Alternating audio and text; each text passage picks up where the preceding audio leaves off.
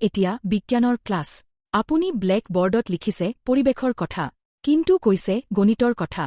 হিমাচী, তুমি ঠিক কথাকে কৈছা। আজি মই বিজ্ঞান নপঢ়াও। আজি অংকৰ কথা পাতো। অংকৰ লগত পৰিৱেশৰ কিবা সম্পৰ্ক আছে নেকি? নিশ্চয় আছে। মই দুটামান উদাহৰণ দিলেই তোমালোকে বুজি পাবা যে অংকৰ লগত পৰিৱেশৰ সম্পৰ্ক আছে। তোমালোকে নিশ্চয় বতৰ বিজ্ঞানৰ বাতৰি পোৱা। আজিৰ দিনটোত, যোৱা সপ্তাহটোত, যোৱা বছৰটোত গড়ে কিমান মিলিমিটাৰ বৰষুণ হ'ল। আজিৰ দিনটোত, যোৱা সপ্তাহটোত, যোৱা বছৰটোত গড় উষ্ণতা কিমান আছিল তেনেকুৱা। বতৰৰ বতৰা তোমালোকে নোপোৱা জানো? এইবোৰ জানো অংকৰ হিচাপ নহয়। আমি জানো গছপুলি নুৰো। চৰকাৰে জানো বনাঞ্চল বৃদ্ধি কৰিবলৈ ব্যৱস্থা গ্ৰহণ কৰি থকা নাই। কিমান গছ নাইকিয়া হৈছে, কিমান জীয়াই আছে, তাতো অংকৰ কথা আহে।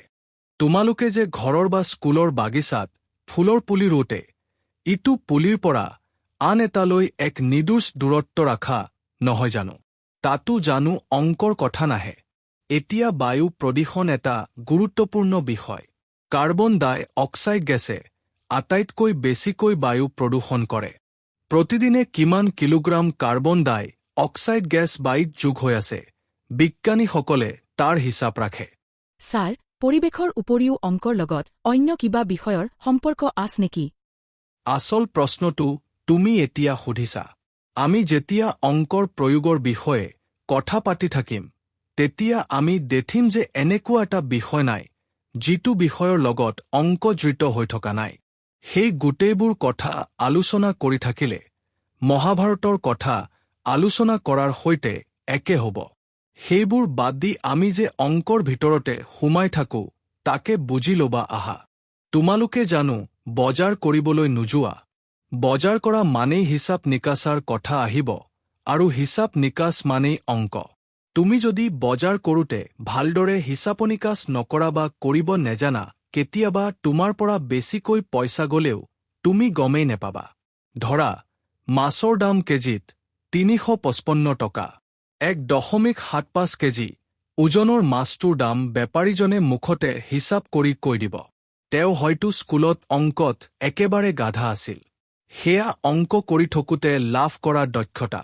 তোমালোকেও অংক কৰি থাকিলে অংক কৰাৰ দক্ষতা লাভ কৰিবা। তোমালোকৰ ঘৰৰ পৰা স্কুললৈ যাওঁতে খোজ কাঢ়ি গ'লে কিমান সময় লাগিব, চাইকেল লৈ গ'লে কিমান সময় লাগিব তোমালোকে জানা। তাতো জানো অংক প্ৰয়োগ হোৱা নাই। তোমালোকৰ পাকঘৰৰ হিচাপৰ কথা মাহঁতে জানে। এখন ঘৰত সেইটো এটা বৰ ডাঙৰ হিচাপ। আনকি কাপোৰ ধুওঁতে কিমান কাপোৰত কিমান চাৰ্ফ লাগিব তাতো অংকই সোমাই থাকে। তুমি কি কৰি আছা? আজি বজাৰ কৰিছিলোঁ। হিচাপটো পাহৰিছিলোৱেই। এতিয়াহে মনত পৰিছে। তাকে কৰি আছো। নহ'লে দেউতাই পুতিব।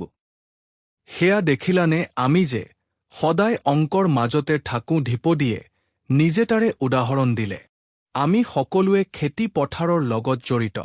নহয় জানো? ভালদৰে হিচাপ নিকাচ নেজানিলে খেতি বাতিত লাভৱান হ'ব নোৱাৰি।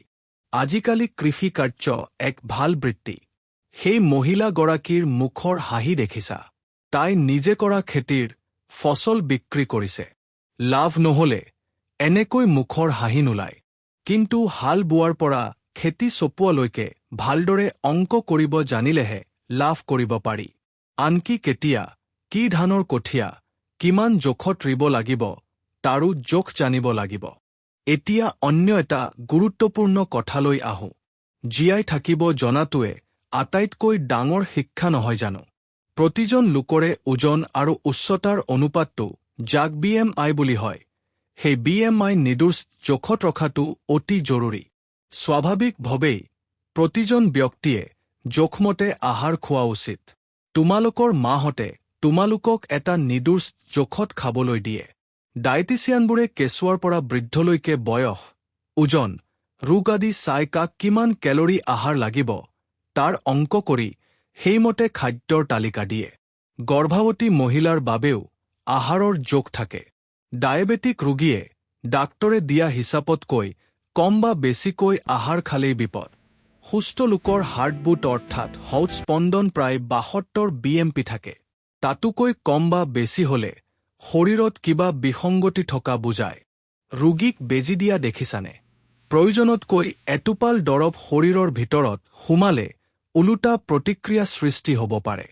গতিকে স্বাস্থ্যৰ লগত অংক কেনেকৈ জড়িত কৈ শেষ কৰিব নোৱাৰি। এতিয়া তোমালোকে কোৱাচোন সকলোবোৰ বিষয় অংকৰ লগত কেনেকৈ জড়িত হৈ আছে সেই কথা কৈ শেষ কৰিব পাৰিনে? তাৰ পিছত অংকৰ লগত বিজ্ঞান কেনেদৰে জড়িত হৈ আছে বুলি যদি কোনোৱাই জানিবলৈ বিচাৰা তেতিয়া এটা কথাতে বুজিবা যে অংক আৰু বিজ্ঞান দুটা বিষয় হাতত ধৰা-ধৰিকৈ যায়।